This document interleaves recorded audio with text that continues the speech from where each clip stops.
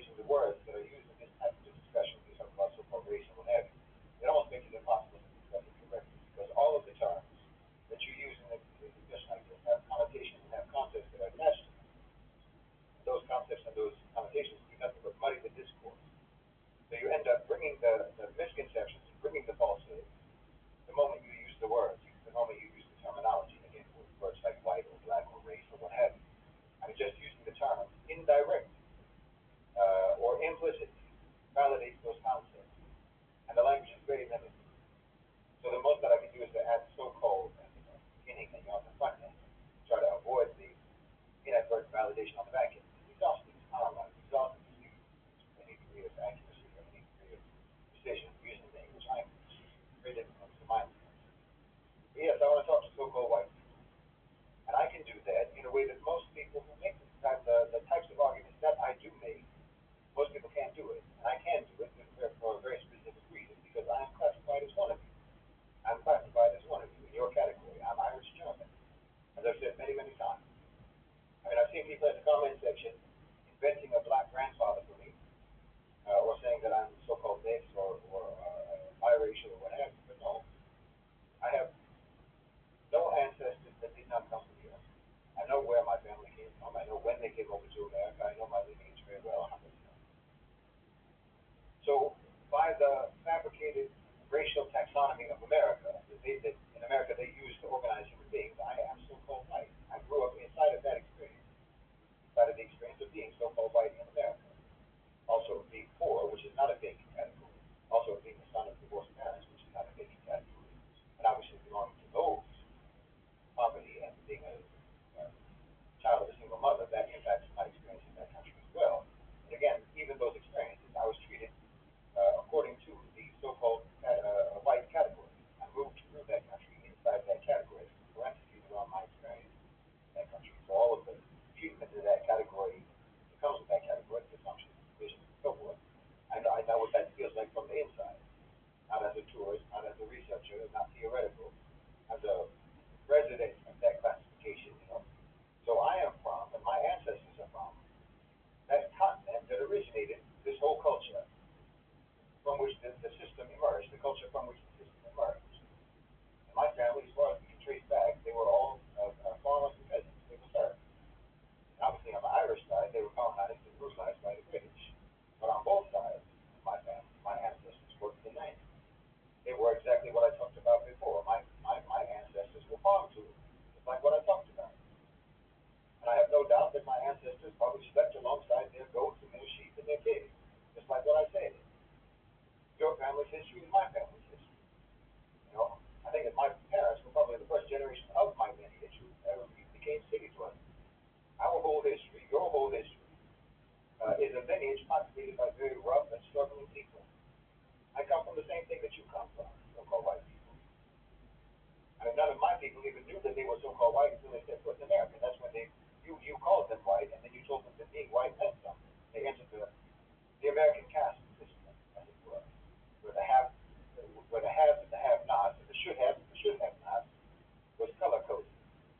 But of course, they would have already been very deeply familiar with the whole concept of the haves and the have-nots. Understand? The idea that some people are eligible for abuse and exploitation. That's the whole history of Europe. That's the whole history. Except that it's usually on the basis of who could or who could not impose their will through brute force and coercion, not on the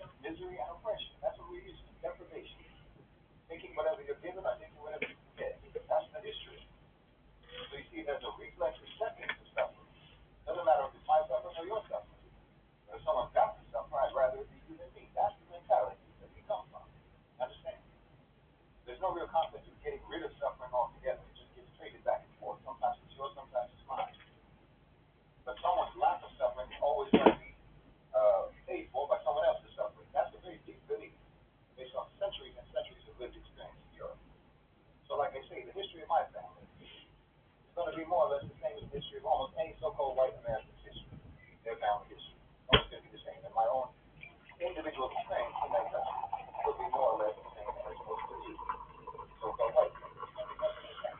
But Islam gave me a land. Gave me a land. As I said, like a disposition, a stand outside the category that I was placed in that society, from which I can turn and look at myself inside it, and name what I saw. And what I saw was extraordinary in its ugliness. That's a fact. That's an objective fact. And that's what you hear me talk about. That's what you hear me talk about. And I call it what it is. It's ugly. It's inhuman. It's violent and it's primitive. That's what it is. But understand, I am not taking a holier than thou position. Okay? I'm not scolding you and wagging my finger at you like I'm above all of that. No. I say all that as someone who has that ugliness in him. I'm not standing outside and accusing you of something that's foreign to my own experience.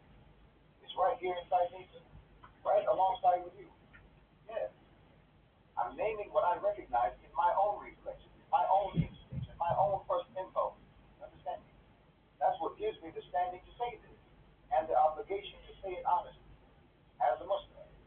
The only thing that makes me any different from you, the only thing that makes me any different from any of you is Islam. Not because Islam removed all of that ugliness from my character or from my psyche or from my instincts, no, but because Islam lets me see it, lets me recognize it, and then that lets me make other choices, that lets me control it, that lets me keep it in check. So I don't just act like the feral, primitive descendant of Europe that my unchecked reflexes would otherwise make me be. You understand me? So that's what we're doing here. That's what I'm talking. That's what this talk is. It's not a lecture at you. I'm not lecturing at you. I'm a witness speaking from inside the same body of experience that you have, pointing at the things that I think we will both recognize if we're honest enough to look and speak about it honestly. But before I describe what you are and what I'm keeping in check to the best of my ability as a Muslim, I need to say something that most people who make the kind of arguments that I make never say to you. And I know that you need to hear this. I know that you so-called white people need to hear this. Because one of the constant traits of so-called white people is the need for self-exoneration. But in this particular case, it's actually true, which is that you did not choose it. You did not choose it. Which is why I always say that your culture has let you down. Your society has let you down. Your so-called civilization has betrayed you. Yes, it has.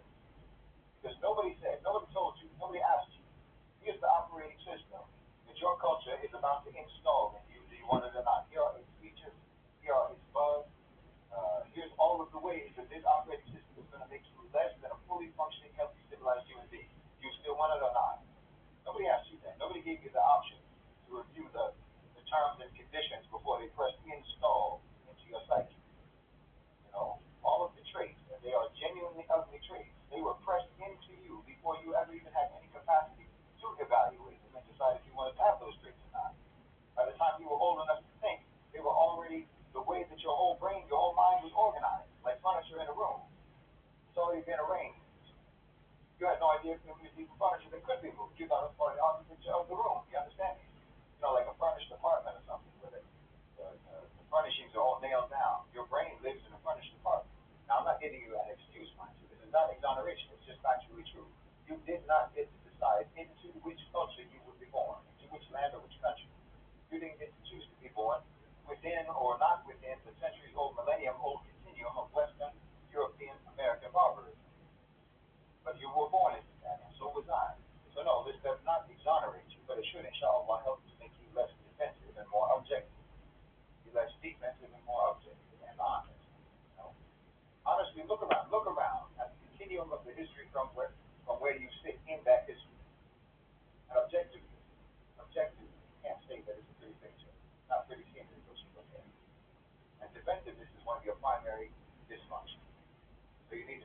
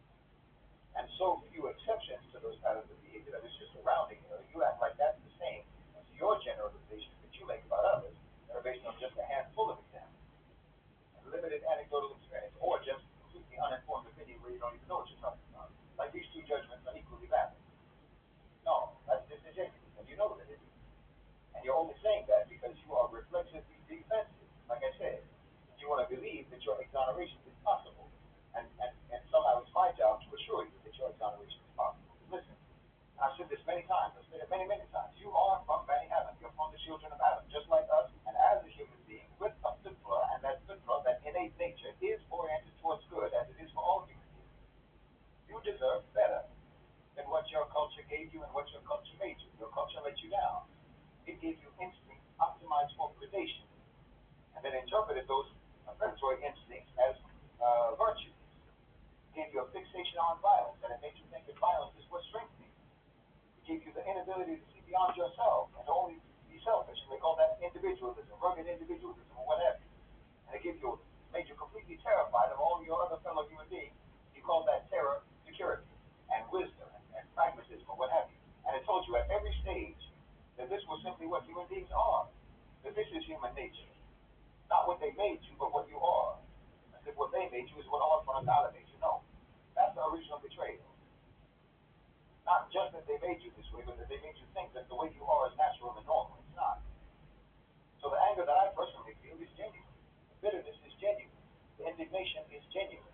Because we, collectively, the descendants of Europe, collectively, we have been completely double-crossed by our own ancestors. And I would invite you to feel that same sense of betrayal, because that anger, if you properly direct it, that's one of the few tools that you have, that one of the few tools available to you to do the work that you have to do. The work of looking honestly at yourself and at what you have been made into, naming it precisely, and deciding whether or not you want to keep on operating according to that programming that you never agreed to, that programming that you never agreed to, or whether or not you're going to start the long, uncomfortable process of trying to deprogram yourself from all that. And again, I'm talking as someone who has had to go through this. Not just had to go through this, but who has to actually actively scrutinize and analyze and interrogate my own strangely Western instincts, my own peculiar, strange Western reactions all day, every day. Like I said, I'm not here claiming that I'm cured of all of the maladies and all of the dysfunctions from my lineage and my heritage and the culture that I was born into. I just have a mechanism, alhamdulillah, I have a mechanism, I have a lens, I have a toolkit for dissecting it and preempting it and putting it in check because of Islam, alhamdulillah. No, I'm as primitive internally as any of you. And I don't claim otherwise. I don't claim otherwise. Everything that I say about you applies to me too. Yes, it does. Of course it does. Internally. That's why it has to be strictly managed and controlled, which is not something that you will do. It's not something that you even can do properly if you don't even recognize it as primitivity. I mean, I'll give you an example. And every Western man, every Western so-called white man will know exactly what I'm talking about. Because this is how we are. This is just how we are.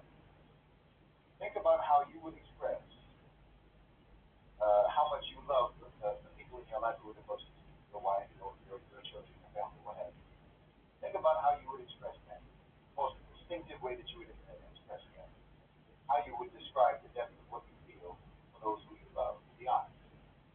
Because you and I both know that the first thing that your mind jumps to is the extent of the violence that you would be willing to commit for those you love. What you would do. The way that we conceptualize, the way that we quantify, how much we love someone, our wife, our kids, our family, is built around violence. What you would do to anyone that hurts you, what you would be willing to destroy on their behalf, the extent of the retribution that you would bring. I would kill for my kids. I would kill for my kids. I would destroy anyone who messes with my family. Isn't that right? There's nothing I wouldn't do, and the very specific nature of that nothing is always violence. You understand? So the means of expression of maximum love in this cultural tradition, so-called white people, is the means of expression of the capacity for violence. I know this because it's in me. That's in me. That is genuinely how I myself personally, how that makes sense to me emotionally. You understand? Not as something that I thought as a reflex. That's my first reflex. As the deepest register of feeling. Understand? The most accessible language that I have for the intensity of my love for my family is the scale of the carnage that I will unleash if they demand. Okay, that's peculiar. That's peculiar. That's not universal. It's peculiar. Most human cultures across the world, across Asia, Muslim world, Africa, Latin America, and so forth, they articulate through the language of sacrifice. Understand what I'm willing to give up, what I'm willing to endure, what I'm willing to lose of myself, suffering on your behalf as the evidence of love, not the capacity to cause suffering to others, capacity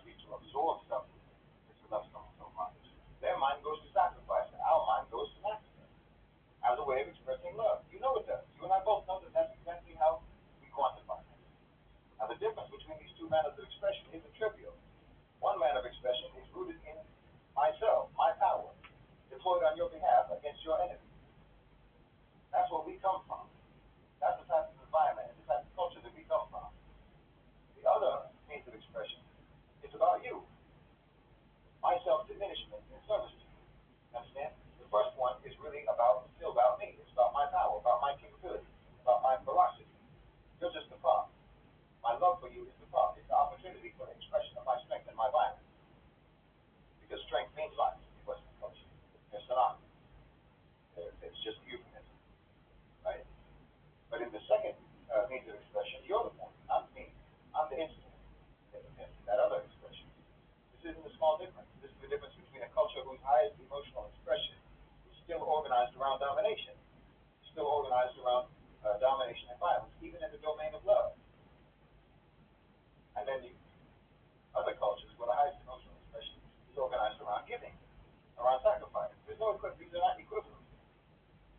And the fact that one of them is sitting inside my nervous system as the most natural way to express or to talk about love tells me something very significant about what has been impressed into me, imprinted into me, and into you. This is where we come from. So yes, when I tell you that you're savage, that the West is savage, I'm not excluding myself from that diagnosis. So am I. So am I. I'm as primitive as they come. The difference is that I know it. I know it and I reject it. I can hold a mirror up to the West because I know how I look in the mirror. You understand me? This is why I know. This is what 10,000 years of survival by predation. That's what that does to people's emotional vocabulary. It makes even love speak in the language of brutality. You understand me? How much violence I would inflict is my go-to for quantifying how much I love or care about something. That's my proof that you mean something. I mean, here's another one. Here's another thing. When you go into any space, again, this is for men, for Western men, for so-called white men, before you even have a conversation, you go into a place, you go into a gathering, what have you, before you even have a conversation with anyone, learn any meaningful information about anyone in that room, you have already assigned everyone in that room a rank, haven't you? Haven't you? You possess them top to bottom, right? Where they sit in the hierarchy of that particular gathering, and where you fall in relation to them. And you behave according to that. Calibrate your presentation, calibrate your communication, your volume, your position, your humor, your deference to them, all in response to a ranking that you performed in your head in approximately 30 seconds, based on almost no real information, based just on what you observe immediately. You don't even have to admit that you do this. I know that you do this. We all know that you do this. There's hundreds of YouTube videos teaching you how to do it. How to maximize how you appear when other people are doing it to you. Other people are doing that ranking about you. So this is just a feature of the cultural psyche. Okay? That's not normal. It's not normal. Western men, so-called white men, will enter any public space and they will immediately determine who in that place they think they can beat up or who they can't beat up. Who might be able to beat them up. I mean, there's no reason whatsoever to perceive any risk or any threat, any reason why you need to know that, but you do it anyway. You're always assessing power, always, for what you perceive as power. You can't just go for coffee. Understand? You can't just enjoy a gathering. You act like you're still scavenging in the forests of Europe, scavenging and hunting and so forth. Like I say, you know you do this. I know you do this, and you know. Know that I know you do. You gauge the physical size of people, their presence, right? What they look like, their worth financially, if they're rich or not, if they're confident or not, and the confidence you is like a proxy for their status. See how attractive they are to others, right? This is what you do. You make assessments like this on snap judgment. Try to see what kind of privilege they have, or what kind of prestige they have, what kind of watch they have, what's their posture like, how much space they occupy. You know you do this. I mean, again, there's endless content online that's supposed to train you how to do this, how to rank people, the other morons who do this, right? And you literally think this is elite level. You're doing something unique. Like you're doing something very important, very useful. Giving yourself an edge. An edge in what? An edge over what? An edge over random strangers in a coffee shop? An edge over non-threatening, non-dangerous people in a gathering? An edge over someone who's just trying to have a chat with you? No, this is bizarre. This is pathological.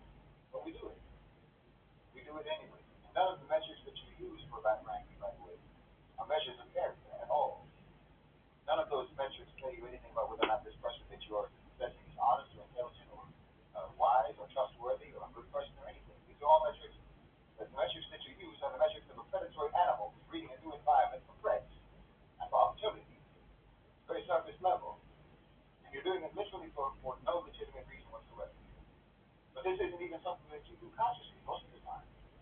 So you can't even choose to not do it. You're always going to do this. It happens before thought. It's precognitive. Understand?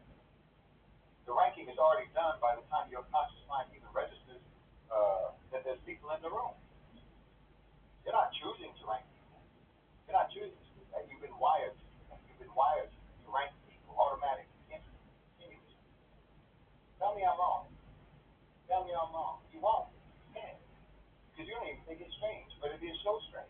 It is actually so strange that you can't even imagine anyone not doing it. Like I say, on some level, like I said, on a precognitive level, you genuinely think that it's necessary and useful to do this. But no, no one thinks like that. No one does that but a predator. You have to understand that this very peculiar cultural wiring produces very specific effects socially. It makes genuine community almost impossible. Because community, I mean real community, actual community, not just like networking, trying to get opportunities networking, which is another form of scavenging, but actual community. This requires that you actually relate to people as full human beings, not as positions in a competitive hierarchy, not as rungs on a ladder. It requires a kind of lateral, non-ranked vision of the other person. You're not trained for that. You're not wired for that. What you are trained for is vertical orientation, above you, below you, competition, rivalry. Community is horizontal, and the horizontal is deeply unfamiliar territory for us. You can't compute situations in which you don't have to either obey someone or obliterate someone. These are the two options that you live with all the time. Again, with this loneliness epidemic I was talking about in America, this loneliness epidemic, that's at least partly because of this mythology. Because you can't build a genuine connection with people while you're simultaneously ranking them and competing with them. You can't build a connection with them. Connection includes some degree of vulnerability, which requires you to have some level of trust, which requires at minimum the capacity to see another person as your equal rather than as a rival or as a subordinate or as a superior. You understand? And the whole ranking reflex is incompatible with that. So you just collect relationships the same way that you collect everything else, which ends up leaving you profoundly and structurally alone in real life. I mean, it's bizarre. It's very bizarre when you have a culture, and you do have this culture where it's actually feasible and it's actually plausible that a man would actually be satisfied with a robot girlfriend, an inanimate doll instead of a living, breathing woman. But see, you approach relationships in a very rigidly, very narrow, utilitarian manner, the same way you approach everything else. And what you actually want from a partner doesn't include anything that an object can't provide for you. Actual humans are too complicated, they're too demanding, they're too much of a cost in terms of time and effort, right? And money. So, see, your ideal situation is obligation-free use. That's a predatory mindset. That's the same reason why you have a pedophilia problem today. That's why you prey on children. Because they're helpless. Because of their helplessness. That makes them almost the same as an inanimate object to you. So you can use them without any responsibility, without any respect, without any commitment, without any decency, without any consequence. If that's what you want. You're not actually attracted to them because they're children. You're attracted to them because they're powerless. You're attracted to them because they're helpless. What you're actually attracted to is the whole dynamic in which you have total power, you have total impunity. Nothing's more attractive to you than that. Nothing's more attractive to you than powerlessness and vulnerability of someone else. That's a predator. Always looking for the weak one, always looking for the small one, always looking for the sickly one, always looking for the one that wandered away from the herd. That's a predatory animal. That's predatory animal thinking. And your materialism is a function of the same thing. Your materialism is primitive mentality, unevolved cultural psyche that you have, so-called white people. Now, when I say materialism, I'm not just talking about the love of money. I'm not talking about that definition of materialism, the accumulation of possessions and so forth. That's a part of it, but that's not the only thing that I'm talking about. I'm talking about something that's deeper, something that's more fundamental about the way that you even process information. I'm talking about materialism as a way of knowing, a way of understanding, as the assumption that is embedded so deeply that it functions as an axiom. This assumption that whatever is, that the only thing that is real is what is tangible, measurable, quantifiable, and immediately verifiable by your senses. Empiricism. Whatever I can touch, taste, see, smell, hear. Nothing else matters, nothing else is real. Only this is what reality is. This produces a very specific kind of blindness. Things that exist but cannot be easily measured, like moral consequences, like spiritual realities, like long-term causation, like the internal states of other people. That all registers as just vague, soft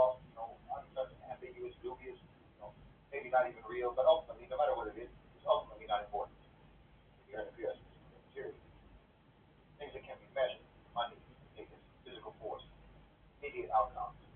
That registers as hard, concrete, actionable reality. The only reality. So morality inside this framework is the real force in the world. The social construct, and that's what anyone in the West will tell you. That's what any white person in the West will tell you. So-called white person. Morality is a social construct. It's just a narrative tool that's used by the weak to try to constrain the strong, or by the strong, by the powerful to justify whatever they're going to do anyway. They give moral justification. You don't understand it. It's something that operates independently of human opinion. It carries its own weight in the world. The structure of reality itself that produces consequences whether or not anyone does anything about it, whether or not anyone facilitates the consequences or not. For the materialist, morality is just performance. It's just decorative, like I said, or a tool for managing society. Nothing is actually good, nothing is actually bad. Objective, in mind. Morality is relative, which is the same thing as being amoral. Moral relativism is the same thing as being amoral, and amoral is the same thing as being immoral. Now, the real irony of all of this is that, in fact, the moral structure of reality, the moral structure of the universe, is in fact the most verifiable thing about reality. History is nothing but a demonstration of moral causation. Every empire that was ever built on injustice and immorality eventually collapsed under the weight of its own wickedness. That's a fact. Every community that made exploitation, every state, every society that made exploitation the basis for their prosperity, eventually ran out of things to exploit and they turned inward, which is exactly what's happening to you now. You understand me? The moral law is not hidden, it's everywhere. Everywhere. And it is the most consistent pattern in all of human experience, in all of human history. But the materialist can't see it. The Westerner can't see it. The so-called white person can't see it. Because it doesn't fit their framework. And their framework is pre-cognitive, like I said. So it does all of the filtering. It does all of the filtering before any evidence can even reach their conscious mind. So morality looks like naivete to you. The people who tell you that there's going to be consequences for your actions, they look like they're delusional idealists who themselves don't even have the power to impose consequences on the consequences that they're warning you about. Anyone who insists on taking a principled position, regardless of the immediate outcomes, looks like they're just completely impractical. They're delusional. If anyone talks to you about the accountability before God, they look antiquated. It's just quaint to talk like that. Any person who maintains that right and wrong are in fact real, external, objective realities, rather than social constructs, that person looks like an extremist. That looks like a radical. And this blindness is not stupidity, by the way. It's blindness. It's not stupidity. It's the product of a philosophical foundation, empiricism, like I said, taking empiricism to its logical conclusion. You're talking about a philosophical foundation that has never been equipped to perceive whole categories of reality. You're not failing to see it. You have been built, you have been culturally and philosophically built not to. You've been designed and programmed and wired not to. And related to all of this, and flowing directly from it, is the fact that you do not think long term. This is another quality. You don't think long term. I mean, your political system runs on 4-year cycles. Your corporate system runs on the quarterly reports. Your media runs 24-hour cycles, 24-hour news cycles. Social media, that's minute by minute procedure. The algorithm is second by second. Every institutional structure that you live inside has been optimized for the shortest possible time horizon, because short time horizons are more profitable. Short time horizons are easier to monetize. They're easier to manipulate. And they produce the right kind of restless population, the kind of perpetually dissatisfied consumer that the economy depends upon for mindless consumption. And it also kills your memory, which means that the main tool for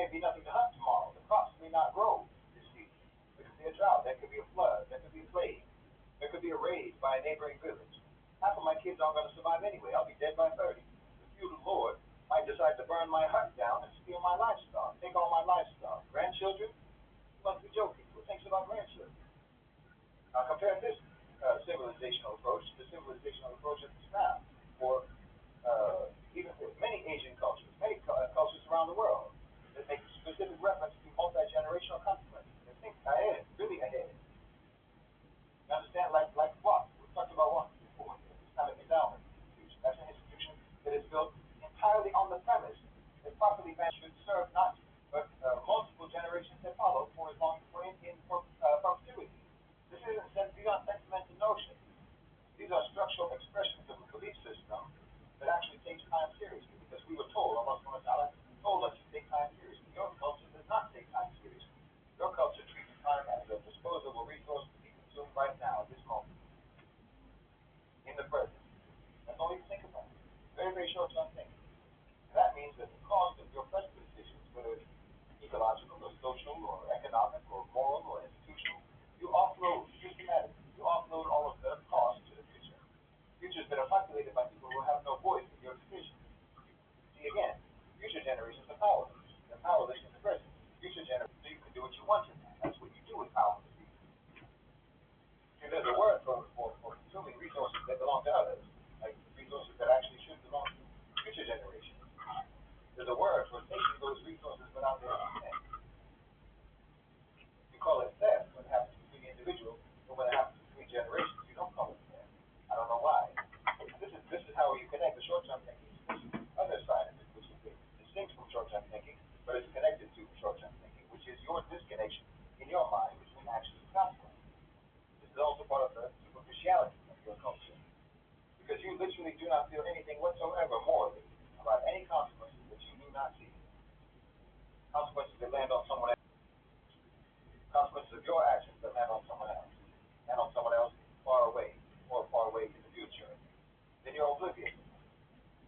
You literally think that you can do any sort of heinous thing, any sort of inhuman, despicable act, that you can subsidize your lifestyle by the suffering of others, and as long as those others are far removed from your eyesight, then you think that you have somehow outsmarted morality. Whether, like I say, they're removed from your eyesight by distance or by time. You think that spatial distance disconnects you from the consequences that you yourself cause, suffering that you yourself cause, misery that you yourself cause. If someone else has to absorb the consequences of your actions, consequences of your decisions, your policy, your lifestyle, someone else has to absorb all that, then as far as you're concerned, that's just their burden to bear. I mean, think about your whole lifestyle. Like I said, think about your whole lifestyle. Your good, your devices, your technology, your energy, your food. I mean, there's consequences to how food is produced, by the way. There's consequences to how food is produced in America.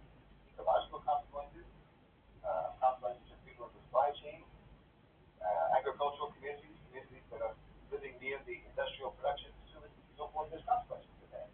And you are largely insulated from ever knowing, experiencing any of those consequences directly. It's all offloaded on someone else.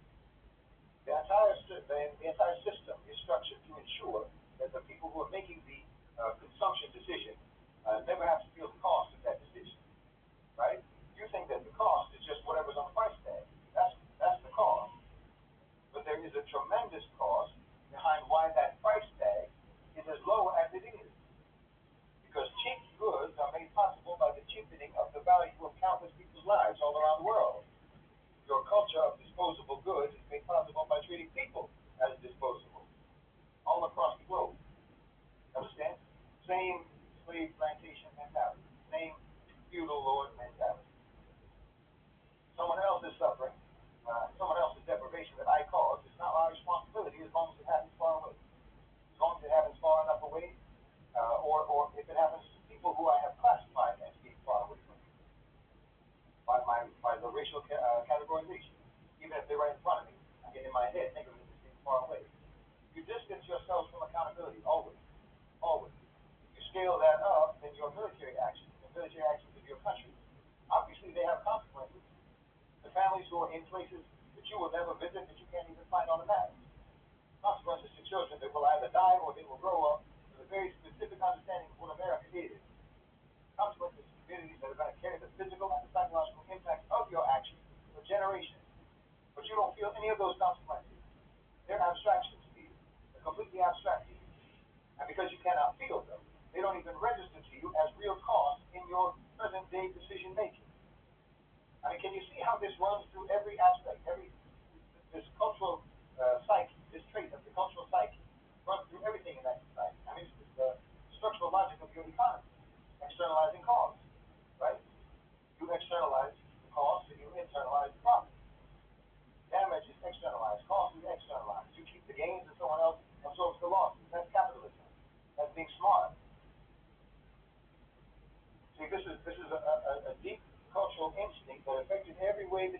every system that you built, every institution that you built, every model that you came up with. This disconnection has made you morally callous people. Morally callous. Not necessarily actively cruel, but indifferent. You're indifferent. Most of you are not sadists, for the most part. You're not sadists. You don't enjoy the suffering of others necessarily, although there is a very pervasive undercurrent of that in the culture because of the obsession that you have with violence and coercion as the main representations of power and supremacy. So you do like hurting people.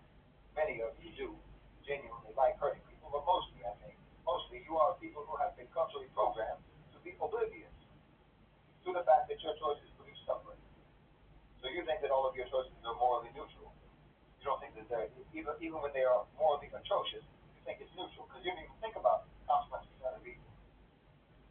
This is because of your insulation. Indifference is because of insulation, I think, more than malice.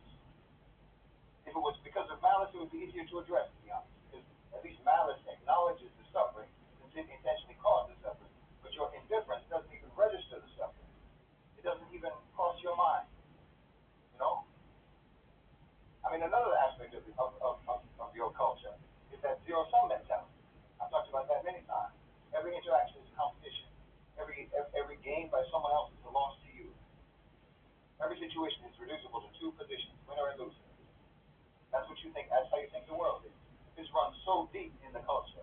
It's become the unspoken theme of every single interaction, every transaction, every personal relationship, every political decision, every economic relationship, every intellectual endeavor. There always has to be, and you always have to try to be the last man standing. And you're even like this in your intimate relationship. My way or the highway. With me or against me. Totalistic, simplistic, and barbaric.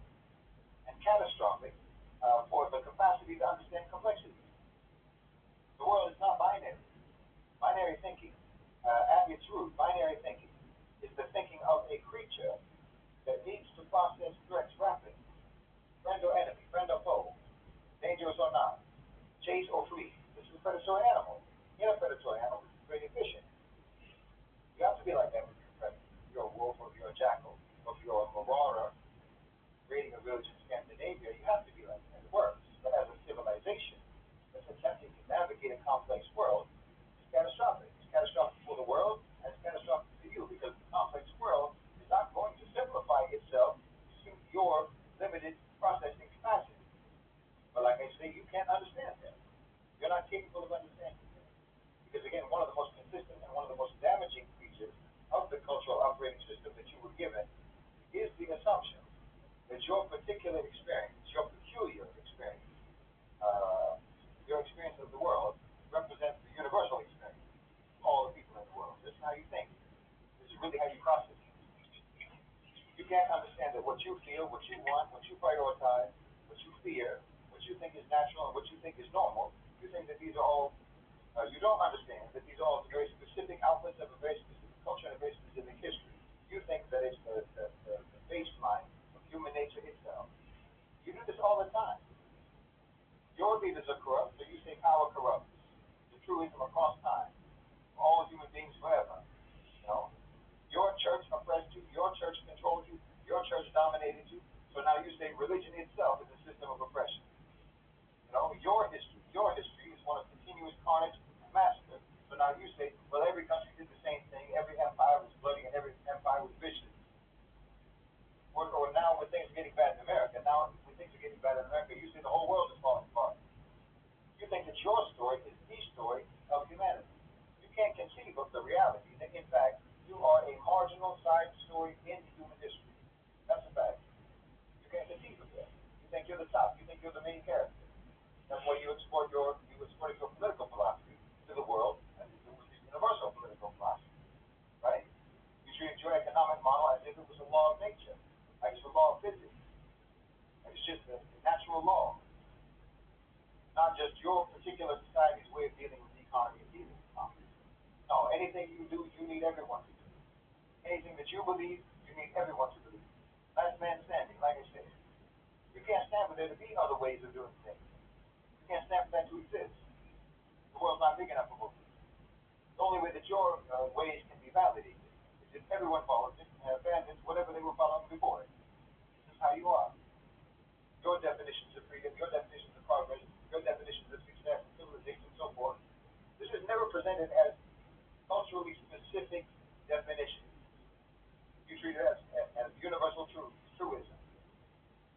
every other culture should be assessed against, that they should comply with, because whatever we came up with is basically the same, as equivalent to divine revelation. And the effect of all of this inside your culture is a genuine incapacity to even imagine that other people are fully people. This dehumanization. Other people's frameworks get viewed as inferior versions of yours, or less developed versions of yours. And if they have any resistance to your system or to your categories, you immediately view it as evil or irrational, not as an entirely reasonable response to people who have their own framework, and they think that your framework is both foreign and inadequate for them. Not that it doesn't work for them. You can't understand that. Understand, this is not just arrogance. This is arrogance in its normal sense. It's much deeper than that. It's literally the inability to recognize that people can choose, people can organize themselves and follow and organize their society in ways that are completely different, along completely different lines than you are, and still be civilized, still be intelligent, still be moral people. I mean, you can intellectually acknowledge that other cultures exist, but you can't genuinely feel or acknowledge them as equal or equally valid or as equally evolved. No, for you, different means worse, by definition. You always feel entitled to judge, you always feel entitled to instruct them, and to correct them, and to civilize them, no matter how much they don't want your advice, no matter how much they don't want your interference. And in fact, the more they resist and oppose your interference, the more you take that as a proof that they need to be saved from themselves. That you need to civilize them. You never question at all whether you even have any idea whatsoever of what you're talking about. It never even occurs to you that you could be wrong. Because your whole framework is built on the axiom that you yourselves are the pinnacle of brilliance, the highest form, the most advanced society, the most advanced system for society, and everyone else is basically just relics, undeveloped, primitive, and so forth. When in reality, you have that completely backwards. You've got that completely backwards. That's the truth. Now, this narrow-mindedness has inevitably come from an ignorant and unqualified sense of superiority. Also inevitably cripples any chance that you have of ever genuinely developing as a people. That's the great irony. That by being so stupidly convinced of your own superiority, you will never escape your own inferiority. You have a profound lack of imagination, which is one of the reasons why your foreign policy record is what it is, and why your tourists have such a terrible reputation abroad. Because you can't understand anyone. You can't understand anyone, so you can never learn from anyone. You can never genuinely conceive that people in other parts of the world might choose to organize their own preferences, their own societies, their own values, their own understanding of life in ways that are not exactly like you. You can't conceive of that. So you will constantly misread what they want. You'll misread what they fear. You'll misunderstand how they will respond to whatever you do to them. You project your image on everyone else, so you can't ever even know who anyone is. You understand? You think that the Chinese think like you. You think that the Africans think like you. You think that everyone wants what you want, that everyone will do what you would do to get it. See, you're blinding yourselves by turning your own peculiarities into universal truisms about human nature, which means that you can never actually truly comprehend how other people genuinely think. Honestly, you can never read the room. You can never read the room properly. You can't read the room unless it's the house of mirrors. And so obviously this all basically amounts to dehumanization of others. That's something that's very deeply rooted. That's very deeply rooted in your cultural habits. You come from the descendants of Europe. So prevalent that it's a reflex. So pervasive. Most white people don't even think, well, so-called white people don't even think of themselves as people who dehumanize others. No, it's not the very overt, very simplistic, obviously hateful way that most people think about racism, bigotry, and how that manifests. But it's very, violent, belligerent, bigot, actively, overtly dehumanizing other people. I mean, obviously that person exists, but that's very overt, as I say, and it's immediately identifiable. No, the person that I'm talking about is much subtler and much more prevalent. It's not really hatred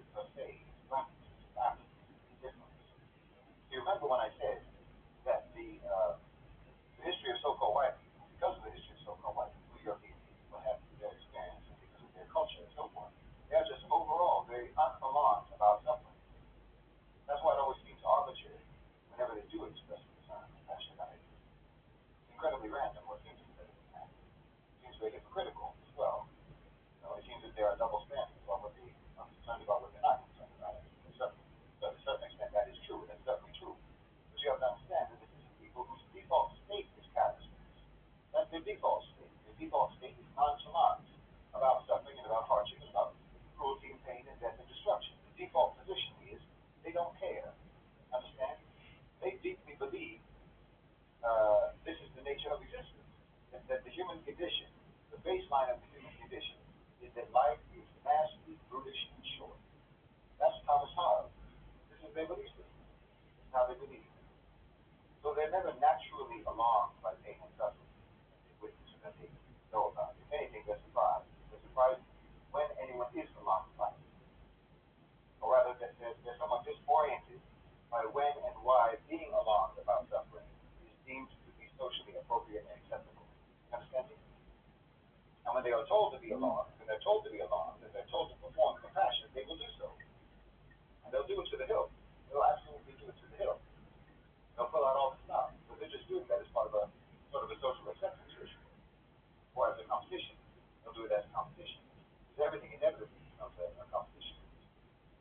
So I will out compassion you. I will surpass you in my expression of alarm and outrage and grief and whatever the case may be. Because apparently now in this scenario, that's how I win. So I will do it until I win. Understand me? I mean, there is another thing going on there too, actually. There is another thing going on there too, which is much more akin to the Orwellian 2 Minutes of Hate from 1984, meaning that they do in fact have a great deal of pent up grief and anger and emotion. They have that. And when the managers of the society tell them, okay, we care about this issue, we're angry about this issue, we're grieving about this issue, so that's now their opportunity to vent, like a surrogate opportunity for them to vent. This is why you get those so-called white people who are very theatrical about this or that missing child, or this or that cause, or this or that tragedy. It's vicarious. There are 2 minutes of hate, even if that is actually being expressed not through hate specifically, but through performative grief, performative mourning, or what have you, performative outrage or indignation, because it's their opportunity to release pressure. Almost never actually about the issue that they are emoting about. That's never the real issue. Because the pressure is real. The pressure that they feel is real. Emptiness inside them is real, and it creates pressure. It's like a balloon. A balloon is empty, but the emptiness inside the balloon builds it up and then pushes outward. It's like that.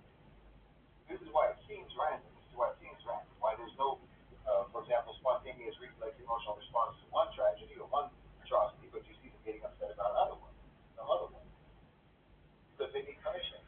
They need permission or instruction or direction for what to get upset about and what to find, how upset they're supposed to be. Because the default state of existence for them is continuous, rotating misery and cruelty. This is their understanding. So you don't have any natural instincts or reflexes that would just make you feel something naturally, spontaneously, about any incident automatically. And even if you do feel something, you'll wait for all of the necessary social things to let you know whether or not you're allowed to feel it or allowed to express it, how much they should express it. And most times I told you. You have no idea who you're dealing with. You have no idea how drastically different Western non-Muslims are from you. And listen, to all non-so-called white people in America, in the West, this is the culture. This is the culture that you have absorbed and that you have been absorbed into. So if you're someone whose ancestors come from the civilized world, your ancestors come from the global south, you're African American or Asian American or so-called Latino American or what have you, you're Arab, you're Indian, you're Chinese or whatever the case may be. If you're a so-called minority in America, you're a so-called minority in that country, and you also recognize what I'm talking about. Recognize it in yourself. You recognize the same things that I'm talking about in yourself, like expressing love through the grammar of violence, like ranking people, like having a rivalry and a competition with anyone and everyone, and so on. If you have that same mentality, well, of course you do, because you're open to it. That's what I'm trying to tell you. That's what I'm trying to say. You've been westernized. You've been Europeanized. You've been Americanized. You got sucked in to that vortex of so-called white culture, and now it has rewired you. Now you think like them. Now you feel like them. Now you act like them. Now you are dysfunctional like them. You're predators like them. Toxic like them. You're actually as white can be. No matter what your skin complexion is, your brain's complexion is white. You understand me? Your instincts are white. Your frameworks are white. Insofar as white means culture. The culture that was created by our monstrous history, descendants of Europe, our monstrous history. So now you're paid with your own psyche, so-called non-white people. Our history as descendants of Europe, the history of Europe, is weighing down upon us, down upon the descendants of those Europeans. Now that's even taking a toll on you now in terms of your own natural psyche that you should have as a product of your people's actual history. You see what I'm saying? you've become a product of someone else's history, of our history, so-called white people's history, European people's history. We are what our history made us. Our culture is what history made us. And now that culture is making you as if your ancestors were also scavenging morals in Europe like ours were. Understand me?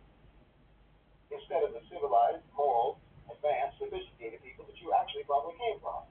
You're like a lion who joined a pack of hyenas for so long that you cackle now instead of roar. You understand me? You forgot who you are. You forgot where you came from. You forgot who you came from. We didn't. We didn't forget. We are what we are. You understand me? And so for white people, listen, they're looking at you the same way that a hyena would look at some delusional lion who thinks that he's a part of a hyena pack. You understand me? I mean, that analogy actually holds. That analogy actually holds quite well because the truth is, who you really are, who you really come from. You understand me? The civilizations of the Muslim world, of Asia, of Africa, and so forth. These are real civilizations. These are real civilizations. And that's a threat to Western so-called civilization. Same way that a lion is a threat to the hyena. You understand? Not because he's going to attack the hyena, but because they cannot attack him successfully. And they want to take the food that lion earned for himself and for his pride. You understand? So the hyenas they want to keep you thinking that you're one of them, for sure. They want you to cackle alongside with them instead of roar. And they'll constantly tell you, you're not cackling right. You need to cackle better. We'll teach you how to cackle better. But you keep trying to get their acceptance. You understand? Meanwhile, the whole time they're thinking that you're a fool. And they're very happy that you're a fool. Think about that. Think about that analogy when you hear them talk about equality and assimilation. Think of how that would sound if it was coming out of some hyenas talking to a lion. Then you'll understand what it's really about. You'll understand what they're really doing with that talk about equality and assimilation. Okay, so let me get back to talking to white people. I was talking about their indifference, their general indifference, their blasé attitude, their apathy, the blankness that they feel, or lack of any feeling that they have for other people. That blank space in so-called white people's interior is where the humanity of another person should be. The interior life of another person, their grief, their love, their pride, their history, that person's particular experience of being a person in this world, their soul, their value. That's supposed to register there. That's supposed to be consequential there. Well, the so-called white people, it just doesn't register. The so-called white people just does not register at all. I know that you're going to protest. I know that many of you will protest to what I said. But that's that same old defensive reflex. The performance of, no, I am actually empathetic. I am actually compassionate. That's not me. So the shoot, you're not describing me. You're not telling me this. You're telling yourself this. Because I already know it's not true what you're saying. And in fact, you also know it's not true what you're saying. And that's exactly why you say it.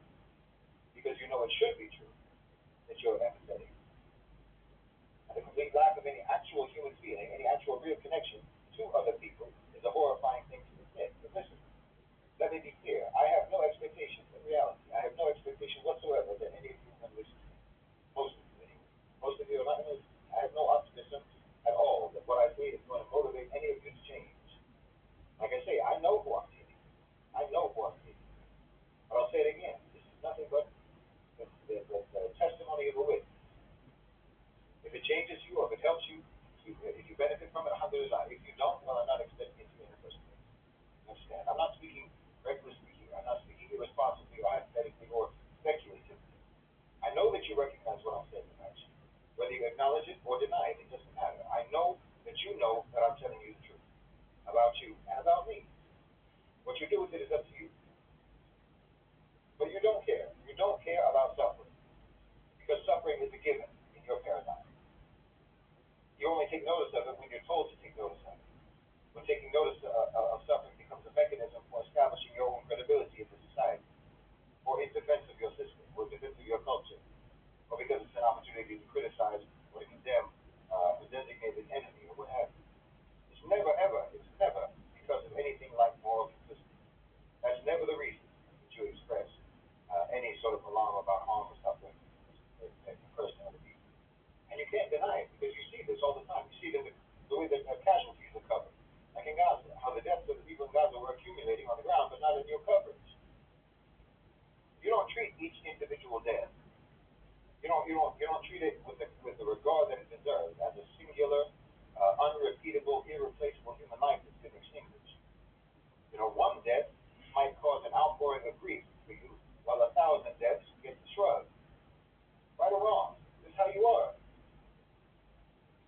that means that you need permission, you need instruction, you need direction about what you can and cannot be alarmed about, what you can and cannot and should not get upset about. You don't have a natural, normal human reflex response to tragedy, to atrocity, to war and suffering and destruction, devastation, carnage.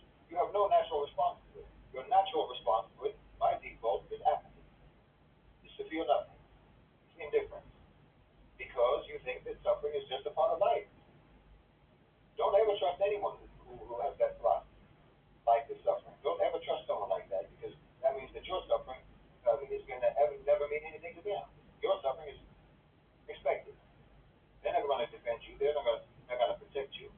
They're not going to try and keep you, keep suffering away from you and keep you away from suffering. They don't care. Suffering is a given, like oxygen. If you breathe, you'll suffer. So why should I feel anything? So when you do see them feeling something, it's because they have been instructed to feel something. They've been instructed or directed or given permission to feel something about it. That's the only time you'll see them expressing emotions like that.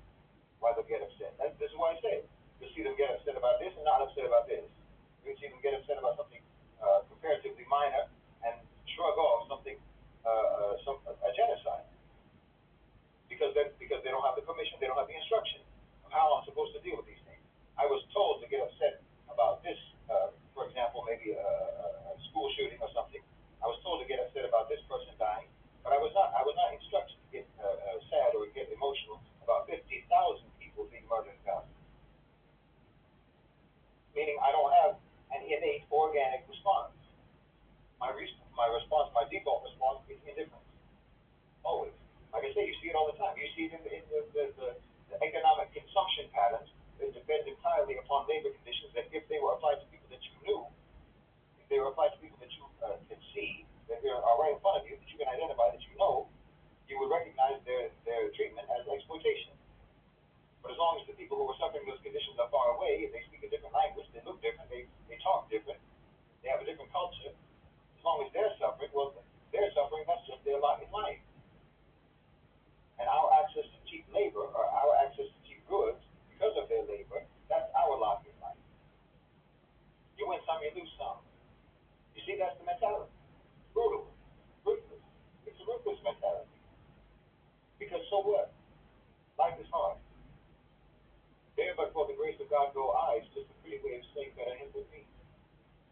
You see it in the relative weight that they give to the suffering that's nearby versus suffering that is far away. Like I say, as if physical distance reduces the moral significance of pain. And you see it interpersonally as well. In the way that a service worker who stands in front of you, they exist only as a function, not as a person. You don't see them as a person. The same way that when you disagree with someone or someone disagrees with you politically, now, unless they've shed all of their humanity, now they're just an embodiment of the devil in your eyes. It's your culture. You know it is.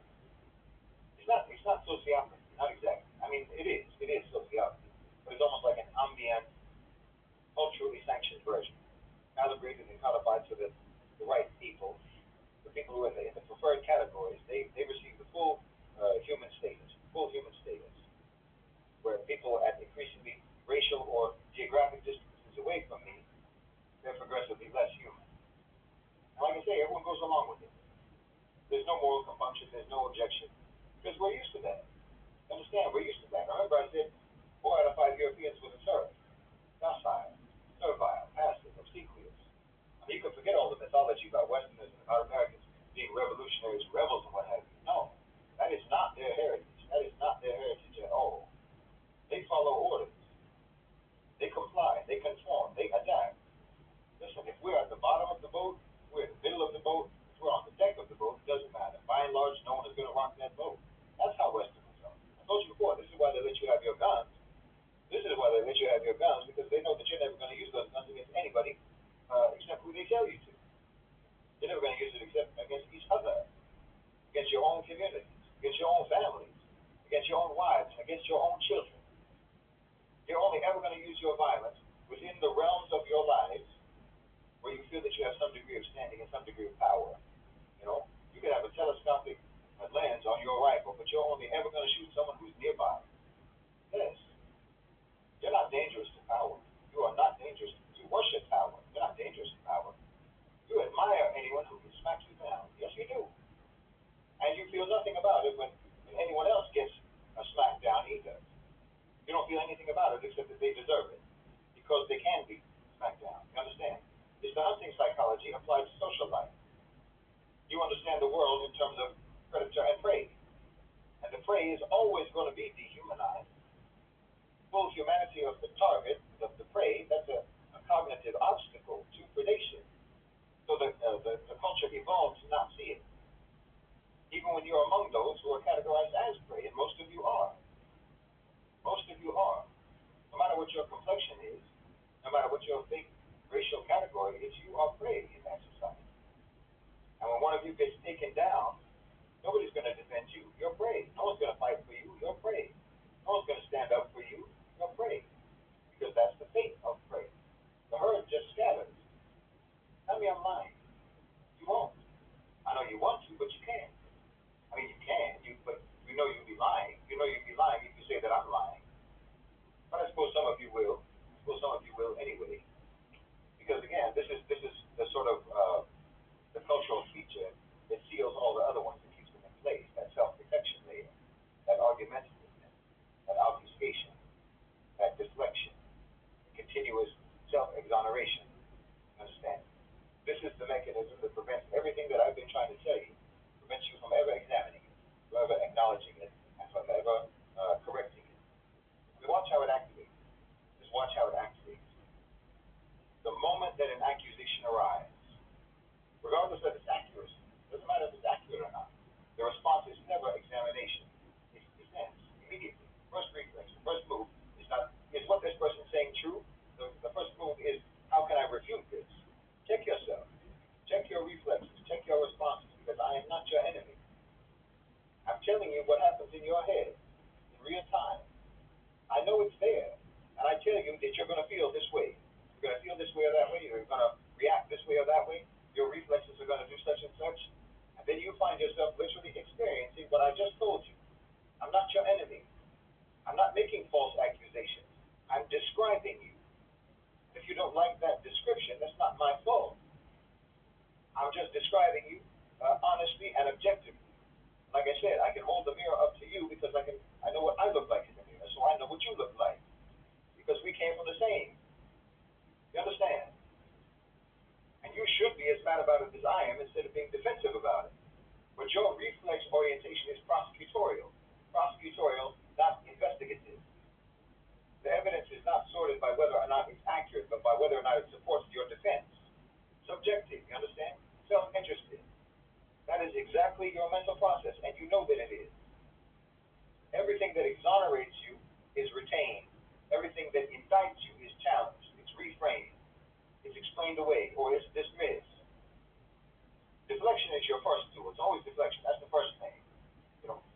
What about it? What about such and such people? What about the violence in their history? What about the corruption in their government? Because let's talk about someone else. Literally the only time that you ever want to do that, the only time that you ever want to talk about anybody else, you are absolutely your favorite topic at all times until it comes to your crime. Then all of a sudden you become deeply interested in other cultures. As soon as we start talking about what you've done wrong, now we want to suddenly start talking about what someone else has done wrong. No, this is not a genuine comparative analysis. It's a distraction technique. That's all. The function is not to add relevant context. It's to displace the focus. Change the focus. If we're talking about them, then we're not talking about me. So let's talk about them. I don't want to talk about me. And then obfuscation, obviously. That's another tool. Introducing complexity where the reality is actually quite simple.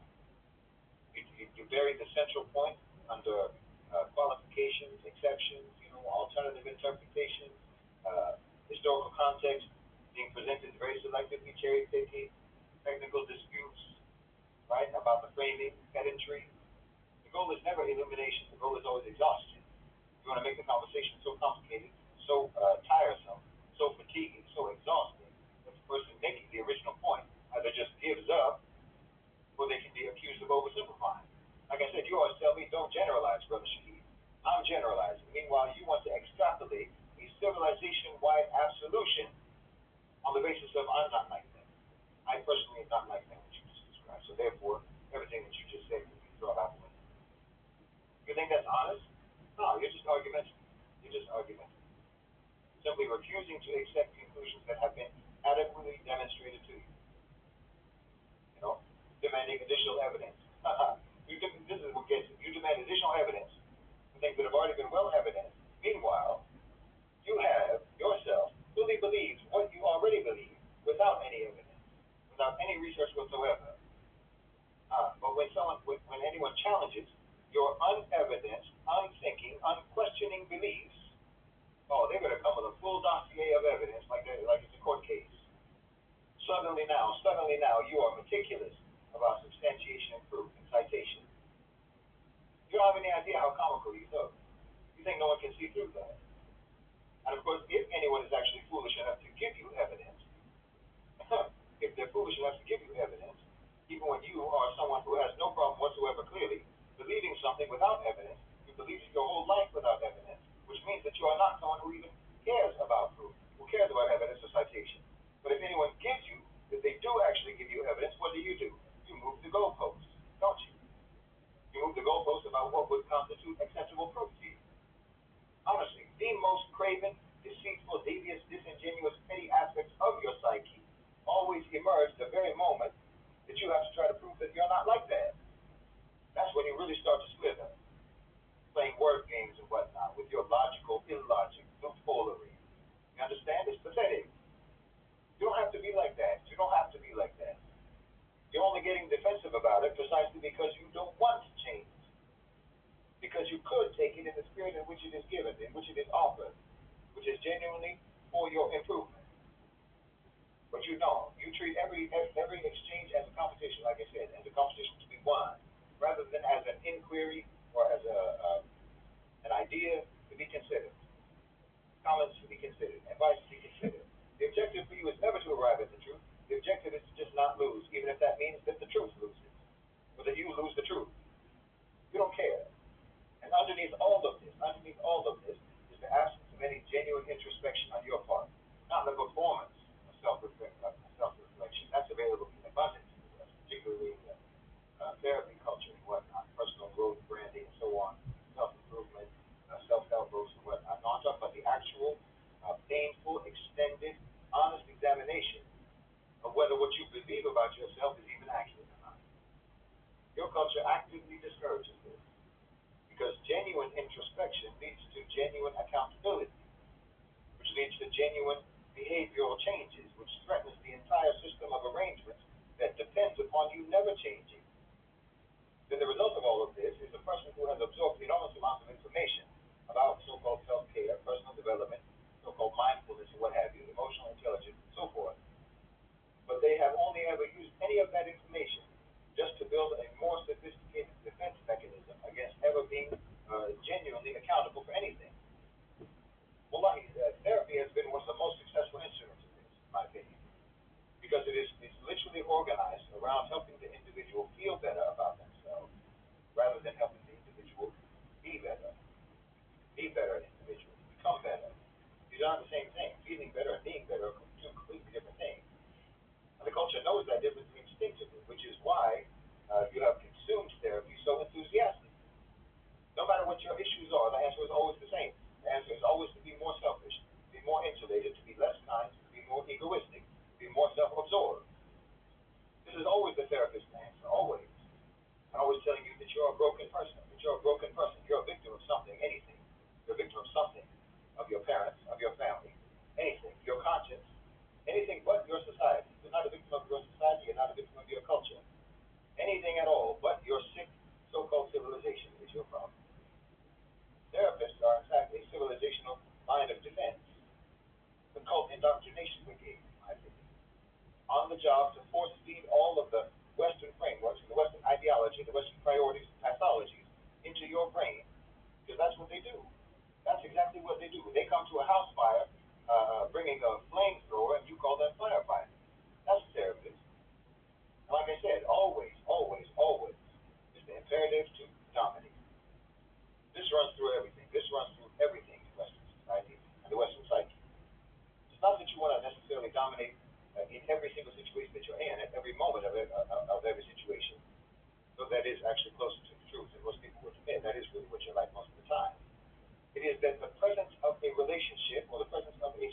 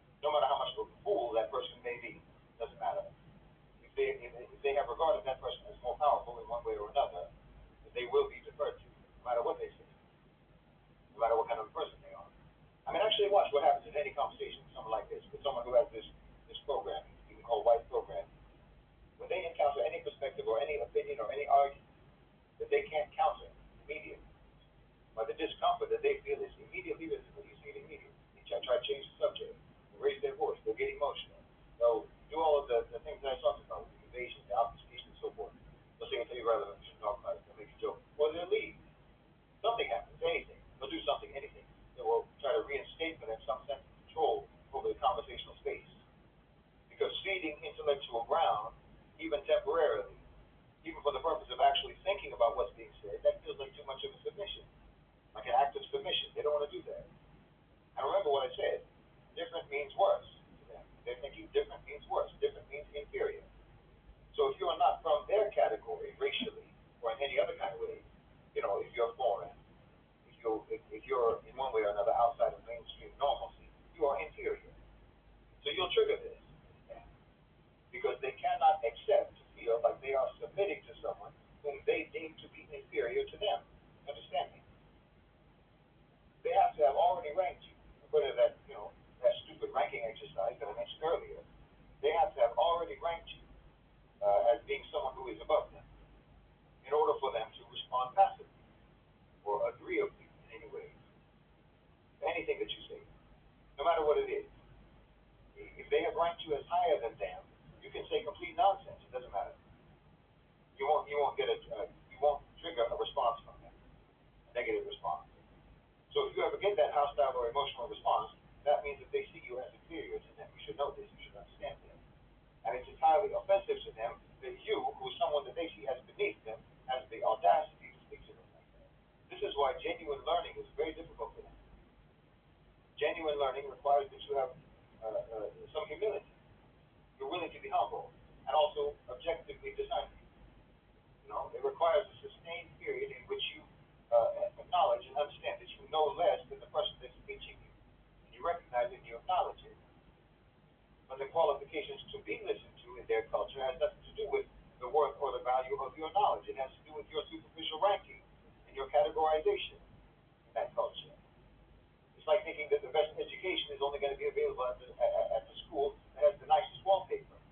This is the thinking. This is how they think. You understand? The obsession with dominance leaves them paradoxically incredibly vulnerable and unable to ever improve or connect or to have any healthy relationships at any level. I mean, don't even get me started on how all of this manifests in their interpersonal relationships, their intimate relationships, and so forth. It's a wonder to me that you ever procreate at all, when every marriage is an arm wrestling match.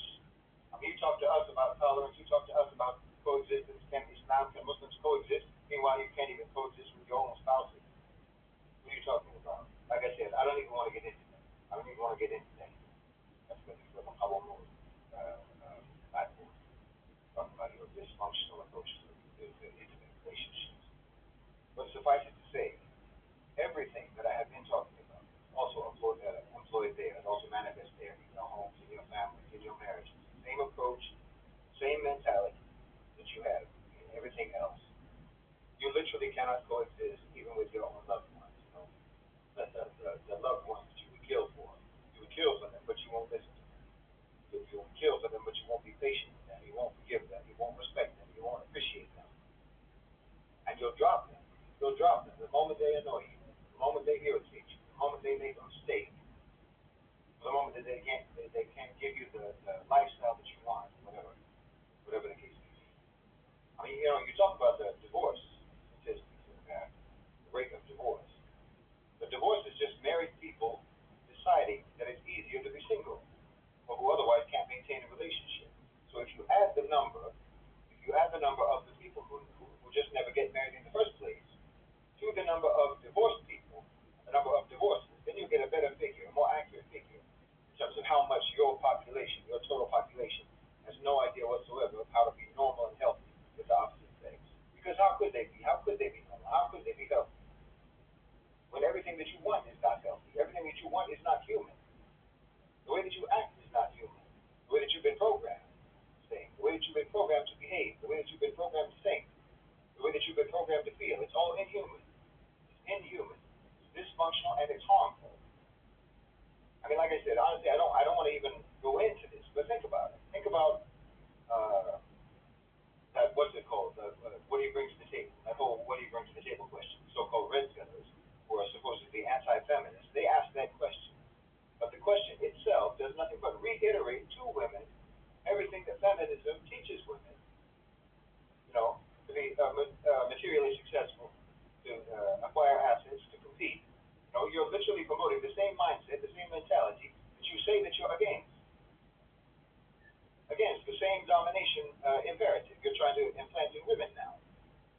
domination based upon your metrics, your materialistic metrics, superficial values, superficial, simple-minded understanding about what power is. You understand? See, in your culture, in your society, you touted that so much until women themselves felt lesser than men because they were not actively participating in your toxic competition. So then they did start. They started competing in that so that they could feel successful according to your moronic superficial metrics. And then you got upset about that. And your big tactic for countering them is to taunt them about not bringing enough to the table, which just prompts them or urges them to try harder to compete in your hierarchy, which is supposedly what you were trying to prevent. It's just it's ludicrous. It's completely ludicrous. But okay, the domination obsession. You scale that up now to the level of geopolitics. A civilization that is obsessed with domination cannot, by definition, coexist with other civilizations. It can't coexist with other civilizations as genuine equals.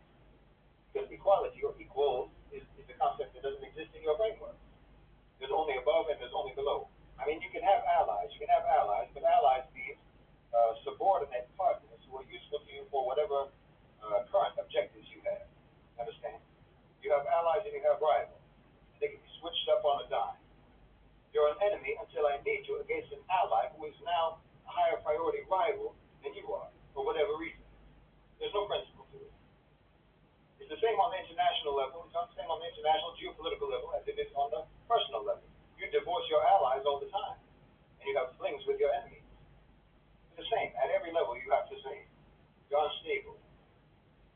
A genuinely equal, genuinely sovereign, genuinely independent other civilization, that's an existential irritant to you. Even if they don't do anything to you, you'll still see them as a threat.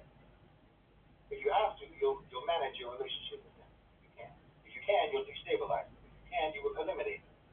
But actual harmony, actual goodwill, these are not options. This is not in your toolkit. This is the foreign policy expression of the domination reflex. And it's your documented history. It's your documented history. It's how you've always interacted with the world. You and I both know. And obviously the real joke is that you're not even actually good at determining accurately those who are above and those who are below you. You can't actually measure that accurately because you only use those very superficial metrics, the same ones that you use in your stupid ranking exercise when you walk into a room. Because of your obsession with domination, which you measure, you think of domination, you measure domination based upon your understanding of what power is, your primitive understanding of what power is. Again, like a predatory animal. You understand?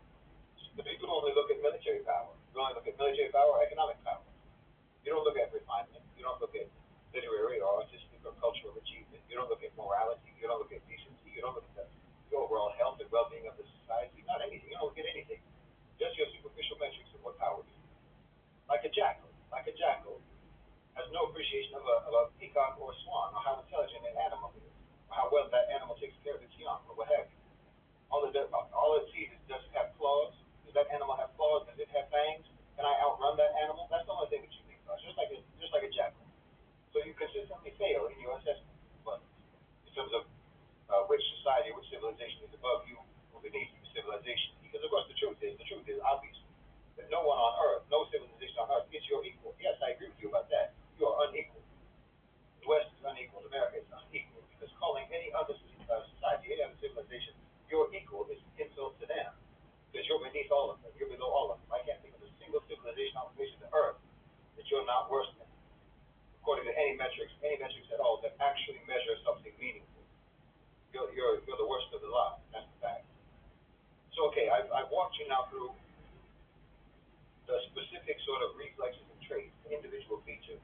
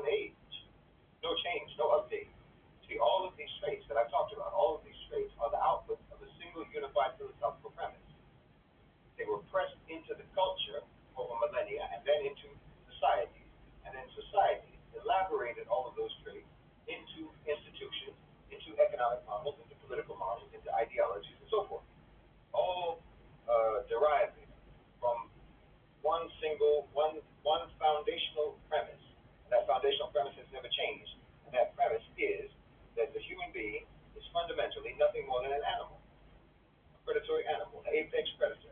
Survival is the primary imperative. Resources are finite, the strong will survive, the weak will not. And there is no transcendent moral order. Morality is either the invention of the weak, as I said, to constrain the strong, or it is the invention of the strong as a justification for whatever they're already doing. This very cynical view of morality. The only thing that's actually real is what is material and what is immediately verifiable by my senses. The only things that are actually meaningful are whatever produces material advantages for me in the material world. That's all there is. I don't think any so-called white person, any European, would disagree with what I said. Is how I explain that premise. This is the premise of their whole framework, of their whole understanding, their whole paradigm about the world, their whole worldview. And I don't think they would deny it. They would articulate it themselves the same way that I just did. They would do it proudly. I mean, I know if you're honest with yourself, when I was talking about it, when I was saying it, you found yourself nodding along with what I said because you think it sounds sensible. Even though I've also just been telling you about all of the horrendous, inhuman, ugly traits that premise has produced over time. And you know the horrendous history that those traits produce. So even knowing that, even while you still know that, it still sounds sensible to you, that view of the world. So every single thing that I've talked about so far follows logically from that so-called sensible premise. Like love being expressed in the language of violence, well, that's logical. That's logical.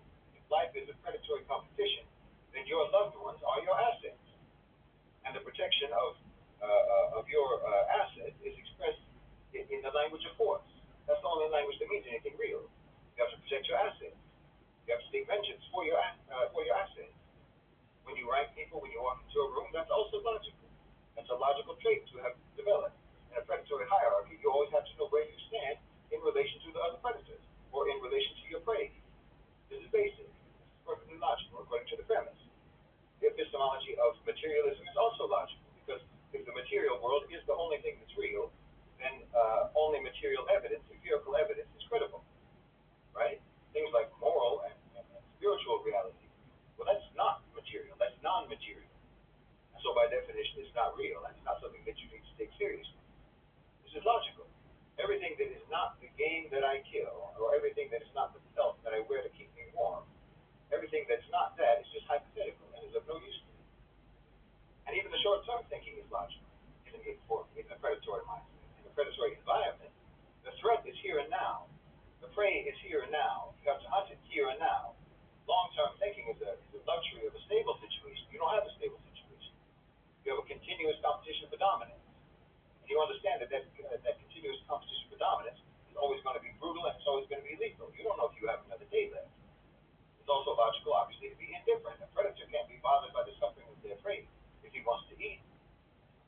Empathy for the prey or empathy with the prey is a cognitive obstacle to effective predation. So the predatory operating system evolved to minimize it in every individual. And obviously the zero-sum thinking is extremely logical in the context of the white premise, so-called white. You can't afford to live and let live. Everything is life and death. Kill or be killed. That makes sense, according to the sensible premise, the way they see the world.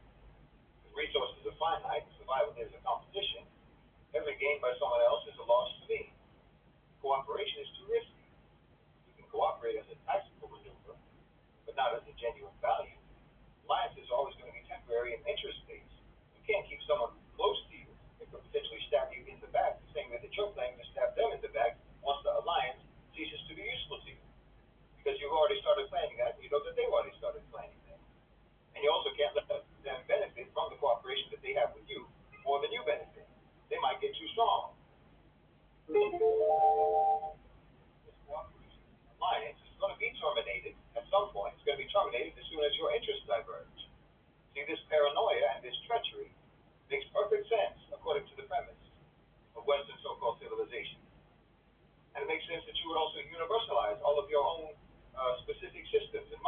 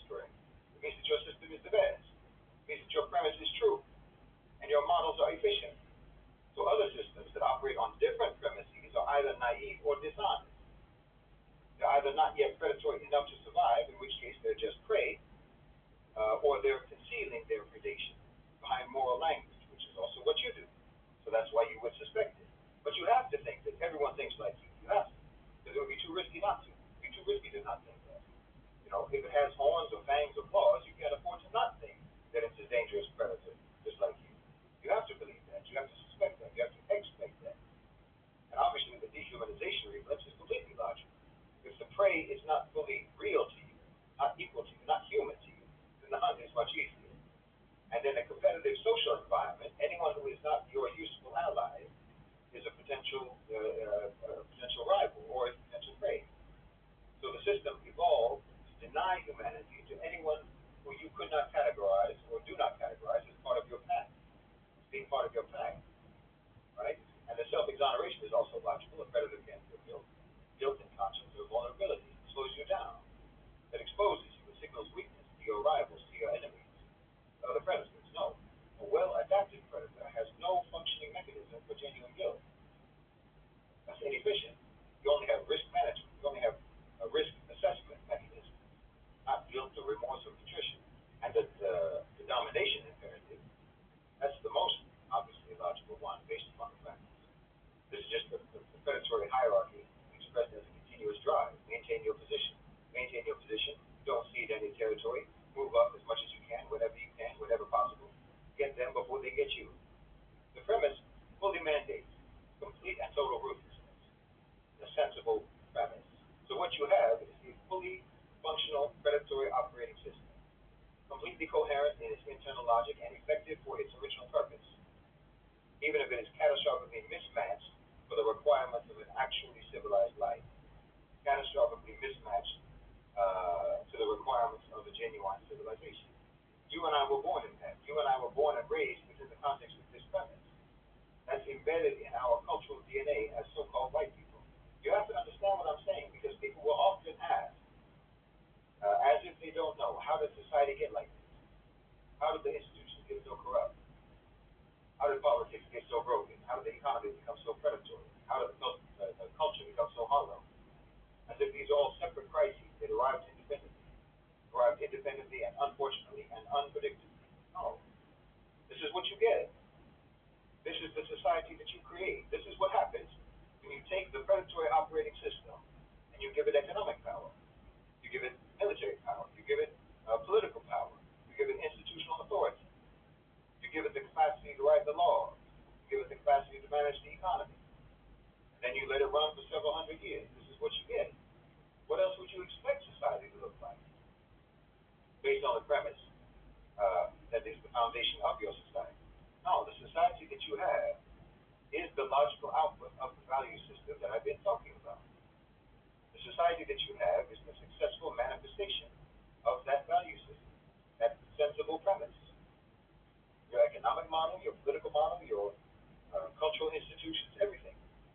Everything. It's all just one big giant macro version of every single one of you. All of the traits that are in you, that are imprinted in you by your 10,000-year-old predatory culture. You know, capitalism as it's actually practiced, not as they talk about it in the books, the textbook, is the predatory operating system applied to the economy, applied to commerce. Same system, same operating system. Acquire what you can by any way that you can. Externalize whatever you can of the cost and of the losses. Exploit what you can, how you can, doesn't matter.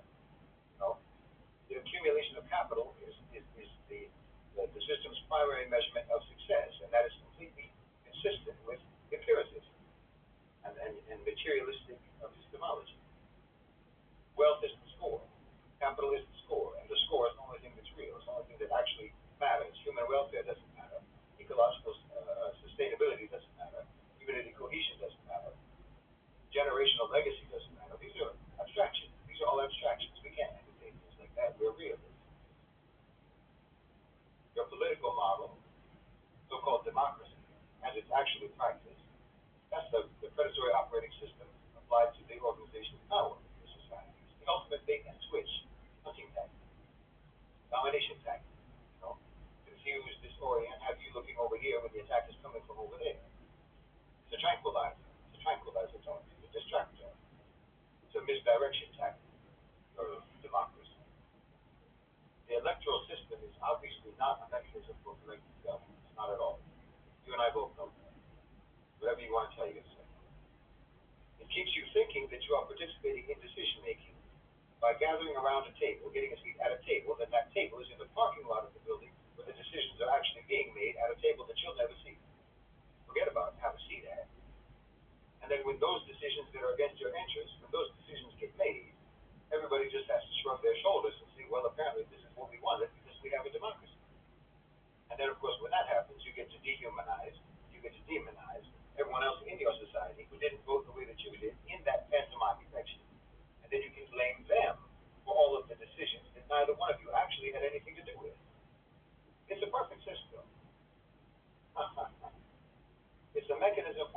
periodic management of the appearance of population things. Understand? The function is to provide just enough of a performance of self-determination that the population doesn't get too unmanageable. They don't get too alienated and too disgruntled to become ungovernable. While at the same time, you're ensuring that the actual decision-making process remains completely insulated of any sort of populated rule. It's the biggest scam going on. Democracy, so-called, is the biggest scam going. This isn't a conspiracy theory. It's an accurate description of how the system works. That's an accurate description of how the system works. Any serious political scientist who's actually studied the system and who doesn't have a career investment in maintaining the mythology about the system does say the same thing. You see, every institution grew out of your culture and the traits that the culture gave you. And all of that is based on that fundamentally inhuman, sociopathic premise about the world, which, when I was telling you what the premise is, you were, I'm sure, nodding along thinking how sensible it was. And the cultural apparatus in your country is why you think like that. The entertainment, the media, the education, the advertising, social media even, all of this functions to produce and reproduce that predatory operating system in every new generation. You and I. It teaches you what to want. It teaches you what's sensible. It teaches you that you should want acquisition and status. It shows you what you should admire, which is the material winners in the society, the powerful, the dominating. It tells you what you should fear, which is to be irrelevant, to be poor, to be weak. And it teaches you to fear everyone who's outside of the system, outside of the mainstream, and every alternative model to the one that you have. And that cultural apparatus, entertainment, and so forth, it gives you all of the metrics by which you're supposed to evaluate your own life. Metrics that are all basically just measuring, in the end, how to what extent you're competing well. How well are you competing? It's a full, comprehensive education apparatus for producing people who are incapable of even imagining, let alone building anything genuinely different, any genuinely different way to live. And obviously, your foreign policy is all of the above. It's everything that I've just talked about, except just beyond the border. The predatory operating logic operating on a global scale. That's your foreign policy. Acquire influence, extract resources, maintain group dominance, eliminate your competitors. Call it democracy. Call it democracy promotion. Call it humanitarian intervention, rules-based international order. The language changes. It's with the audience. But the logic doesn't change. So when you ask, why is your society like this? Why is it the way that it is? Why is inequality, for example, structural and so persistent? Why are the crises, they just keep accelerating and things just keep getting worse? The institutions that are allegedly designed to serve the people don't serve the people, but serve a fraction of the rulers, the elite. Well, the answer is because your society was built by that operating system and on the premise upon which that operating system developed. That's why. And it's performing exactly as designed. Now, here's what makes your situation genuinely difficult, so-called white people. Here's what makes your situation uniquely difficult. And this is specific to so-called white people. Because, other people, so-called minorities, people whose ancestors come from outside Europe, people who have actually deep pre-existing civilizational frameworks, people who were colonized into this operating system rather than born from this operating system. They can, in principle, disengage from the Western white operating system and return to something that predates it. Theoretically, they can return to the frameworks that were suppressed by colonization. That can be relearned, potentially, re-inhabited, rebuilt upon. Theoretically, they can try to reconnect to their people from the land of their ancestors, the land of their ancestors. I talked about this earlier part of the talk, earlier segment. It's still dubious how feasible it actually is for so-called minority communities in America to do this. But theoretically, like I say, they do have something to go back to. There is a pre-existing architecture of values, pre-existing architecture of community, spiritual frameworks, and so forth, paradigms, pre-existing ways of being a human being that were developed over the course of centuries, long before colonization ever came. They have a different set of premises that they can call upon, different set of premises about what people are and what life is for. You don't have that. You don't have that. White people, so-called white people, don't have that. Because if your heritage is European, if your people come from the continent that started all of this mess, Well, you don't have any pre-Western version of your heritage to return to. The predatory operating system does not have an earlier, better version that preceded it. Nothing went wrong. You understand? It's not a corruption of something that was originally good. What you have now is the original version. Like whatever existed before the Roman Empire, before the Viking race, before the feudal system of medieval Europe, it wasn't any better. Whatever was there before wasn't any better. Any earlier version were literally what the version that you have now came from. Maybe less organized, but not less violent, not less predatory, not less obsessed with domination, obsessed with brute force, and so forth. You understand me? No. The toolbox of your lineage, your and my lineage, your and my heritage, your and my history, our toolbox is full of nothing but razor blades.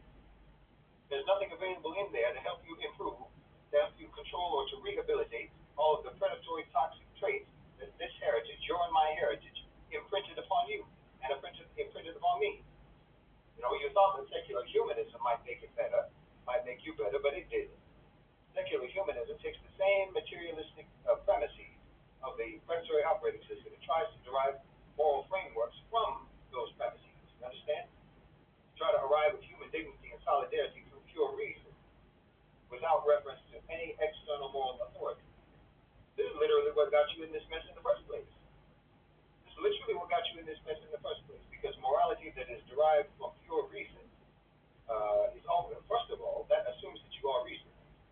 That assumes that you're reason, and that the premise of Westernism is in fact sensible. And it's clearly not. It's clearly not sensible. And secondly, you lie to yourselves too much. You lie to yourselves as much as you lie to everyone else.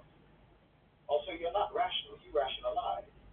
You will, and you have done it, you will make anything moral by definition if you benefit from it. I mean, it will always be moral to be the way that you are if you get to decide what morality is. No, this is a non-starter. This is a non-starter if you are genuinely interested in changing, being a better person. That's not going to get you anywhere, secular humanism. Progressive politics isn't the answer either, obviously. Progressive politics, that operates entirely within the categories and within the institutional frameworks of the predatory system itself. You understand? Attempting to use the mechanisms of power to constrain power, that doesn't even make any sense. To use the instruments of the state to reform the state, to use the language of rights that are derived from the hypocritical Western tradition to critique the Western tradition, you must be joking. You can't dismantle a factory using only the tools that that factory produces, when the only tools that that factory produces are produced to maintain the factory. They're not going to give you any tools that you can use to dismantle that factory, no. What you need is something external to the system that you have, not a modification of the operating system. You can't go in that toolbox, there's nothing in there. You need a different operating system altogether. Something that begins from a different premise about what you are. Not a predatory animal optimized for survival, but a moral being, a khalifa, a steward, created for a purpose that precedes and that transcends the material world. Accountable to a standard that exists independent of your preferences, independent of your power, independent of your culture, independent of your interests, independent of what you want. You understand me? You need this. And that external framework obviously is Islam, and it is only Islam. I'm not saying this as partialization. I'm saying this as the logical conclusion of genuinely reasonable rational analysis. Because the problem is specifically the absence of an external objective moral authority that the culture cannot simply absorb and repurpose. Because every moral framework that has ever been generated inside the Western tradition, inside Western history, has been absorbed and repurposed, like Christianity. Christianity was absorbed and repurposed and used to justify feudalism, slavery, colonization, imperialism, and then your secular humanism, that was absorbed and repurposed to justify liberal imperialism. You came up with your right-based frameworks, and that was absorbed and used to dress up the same predatory policies in the new language. You understand me? The only framework that has consistently resisted being absorbed and repurposed, that has maintained throughout a distinct, non-negotiable moral architecture that is organized around obedience to a standard that exists above human preference, is the one that is organized around submission to the Creator. Not to self-improvement, not to cultural reform, submission. Submission to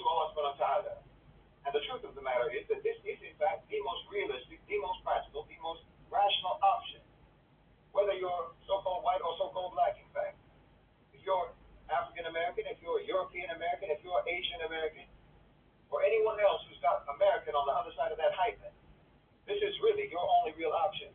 I'm telling you the truth. Because you're all white now. The fact of the matter is you are all white now.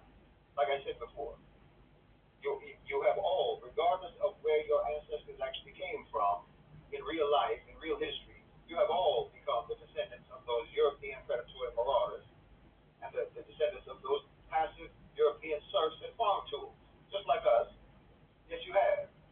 You're a nation of paid and unpaid whites, and you carry that culture, and that culture carries you, and it's going to carry you straight into the abyss if you keep carrying it or letting yourself get carried by it. The whole Muslim world.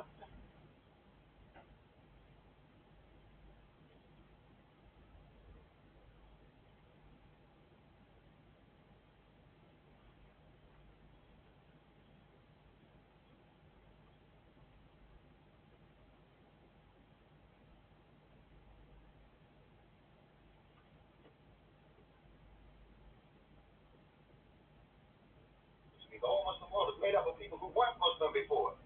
Race doesn't matter, so-called race. Ethnicity doesn't matter. Culture doesn't matter. History and heritage, that doesn't matter. Language doesn't matter. You can be Muslim. You can do that.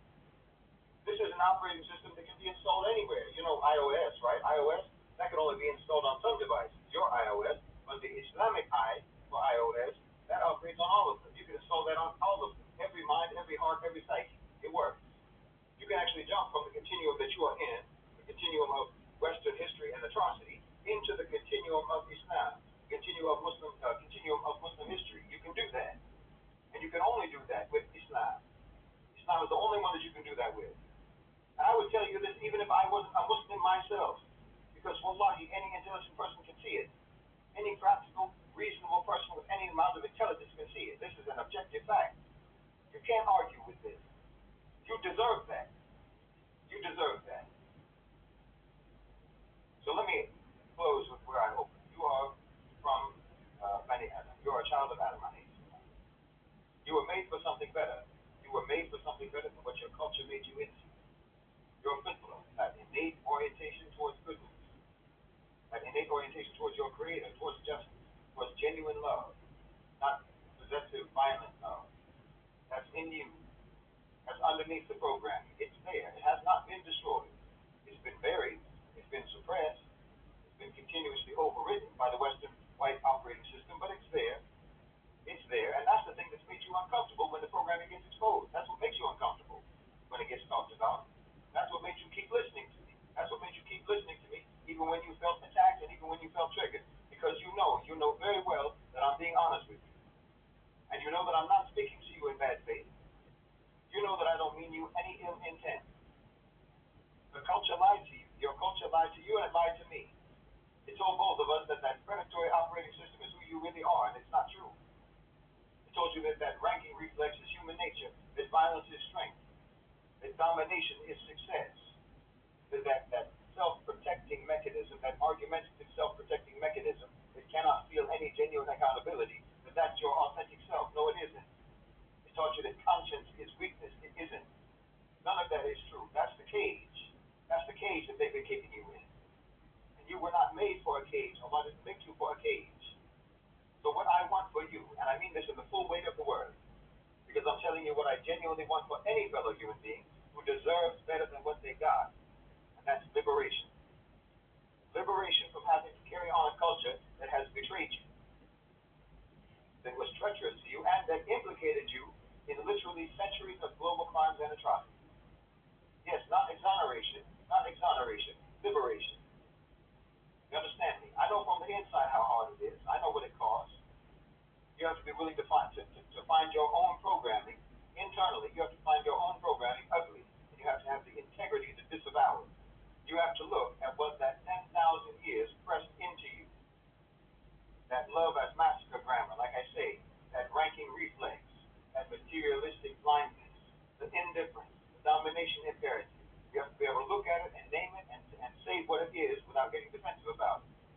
This is extraordinarily difficult. I don't deny that it is. In some respects, this is the hardest thing that a person formed by that culture can be asked to do.